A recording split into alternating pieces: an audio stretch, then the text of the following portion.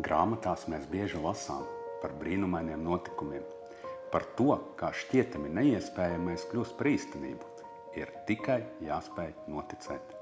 Bet vai esat aizdomājušies, ka mēs katrs rakstām savu dzīves grāmatu? Mēs paši, gluži kā autori, veidojam savu stāstu.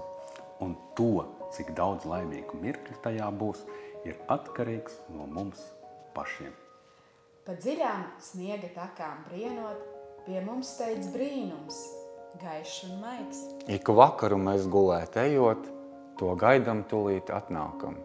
Tas atnāk klusi, soļiem viegliem, lai laimes mirklis skaists un īsts.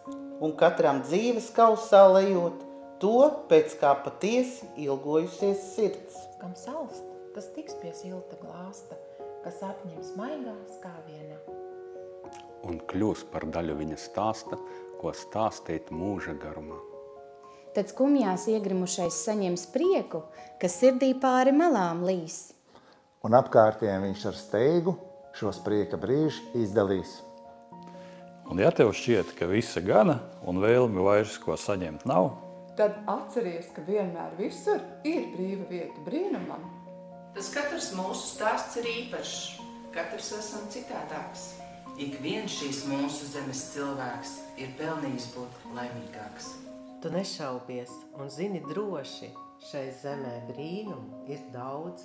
Un ja tev kaut kas neizdodas, šos brīnumus sev talkā sauc.